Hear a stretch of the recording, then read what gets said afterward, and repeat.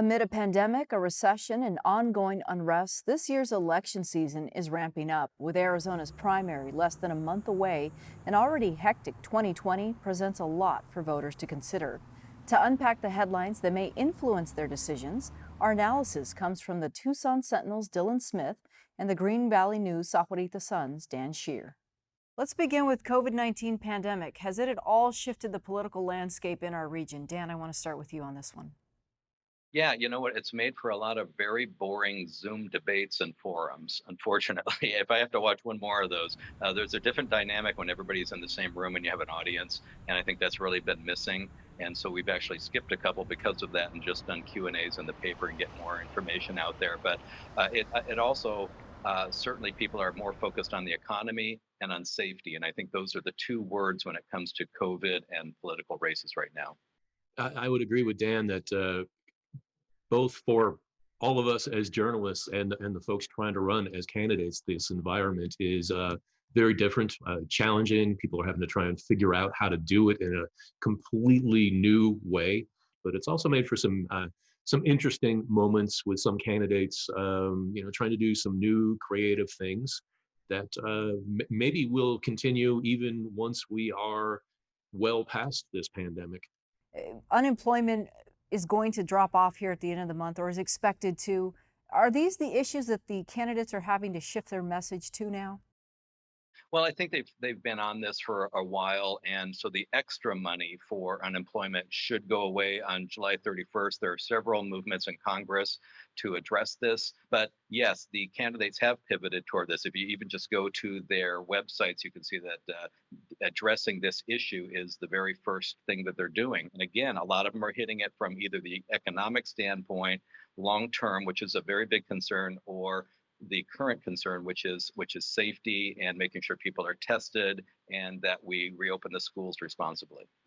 I think you're very on point to raise that point of reopening schools. That is all of a sudden becoming a pretty hot issue as we are, basically a month away from what would be the traditional back to school day. And there are a lot of parents who are very concerned about sending their kids back to school in person. Certainly, a lot of teachers and other school employees who are very concerned about that. And that doesn't just play into the issue of schools and how we fund them and how we open them back up to teach kids, but also if families are keeping their children at home out of school, how does that play into whether someone is able to go to work? And that's an additional pressure to extend some sort of unemployment relief. Let's say kids don't go back to school and the federal dollars dry up. What becomes of this community?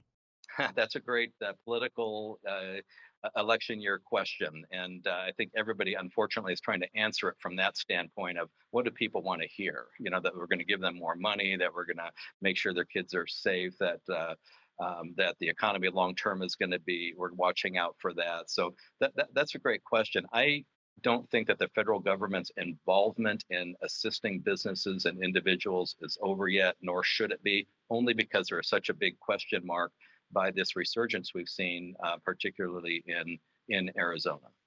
Let's shift gears here just a bit. Dylan, I want to start with you. This is a story the Tucson Sentinel really brought to light here recently. The death of Carlos Lopez in Tucson Police custody. I mean, this is gained some national traction. People in Tucson, they're watching this. There have been demonstrations. Where does this take us as we move into the next few weeks here? Certainly, there's a whole lot more information just about this specific incident that has yet to be released. Since we broke the story a couple of weeks ago, TPD in the city have released basically just 3 documents out of the hundreds, and it may even turn out to be thousands once they provide everything that we've asked them to put out. At the very least, help people understand why they made the decisions they made in withholding this information from both the city council and the public for pretty much 2 months. They should put all of that out and let people understand what they did and when they did it and maybe why. Dan, in some worlds, people are looking at law enforcement very differently now. Break this down for us. Metropolitan versus rural communities. Are people looking at these issues differently as we head into an election season? If you look at rural versus urban, sometimes, and again, those are drawn along political lines, but we shouldn't because for the first time in 50 years, we're having an honest discussion in this country about racial issues. And I think it's very positive, and it's unfortunate that these events had to occur to get us to this point. I don't think anybody wants to truly defund the police department, but I do think they want to look at what types of incidents police are called to, whether they are the best equipped to handle them, and whether dollars should go to other places that could better assist people, not just go in and arrest them and cart them off and have them in this cycle, and then the police are back 3 weeks later. Dylan, is it fair to say the candidates are shifting their message and changing their tune when it comes to some of the talking points? The change in emphasis has been dramatic, especially locally, uh, since the death of Carlos Ingram Lopez. But even before that, people were shifting how they approach this at the local level. And that's become a much different conversation than it has been in the past. You've got folks who have been uh, maybe a bit more centrist and reticent to take strong stands on these kind of issues, changing up what they're talking about and putting out some pretty specific ideas about it rather than just talking in platitudes as we've seen so often before. To the point about defund the police, I think there are a few people who very strongly believe that we should just get rid of police departments.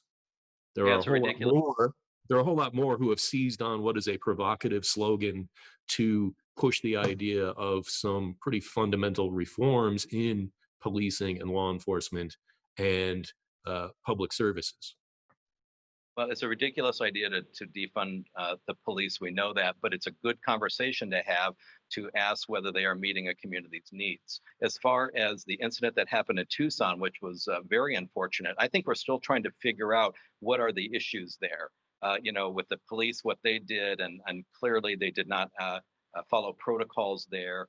And with the young man who obviously had a lot of personal problems before the police even showed up, and then you have a mayor who is politicizing this from the very beginning. Shame on her. Shame on her because this was an opportunity, and she, I think, tried to step out and get the spotlight. And I think it blew up in her face, quite honestly. And I'm glad for it. But overall, this is an opportunity for Tucson. But I don't know quite yet exactly what the issues are that should come out of this. But as Dylan mentioned, when we get more paperwork on this and the video, maybe we'll know. All right, let's move on to the primary that's right around the corner here in August. What's the headline that week? The question is, will people show up, and will that translate into a big turnout in November? And I can tell you that if you're a voter and you are not showing up now with all that is going on in this country, you are completely and utterly hopeless. And so this is the time, and voting matters. And I don't care if you do it from your couch or you go to the polls, but this is the time to do it. Study those issues, know who's out there, know where they stand, and vote. If we can't get them out this time, I don't know what would. If the events of the past 4 years haven't taught people that elections do have consequences, and it's not just about voting for the one person or the other in the office, but all of the other decisions that result from that, I think Dan's very much correct. And people need to finally realize that. Okay, we'll have to have you guys back with some insight as we move into the next 4 months here. My thanks to both of you. Thank you.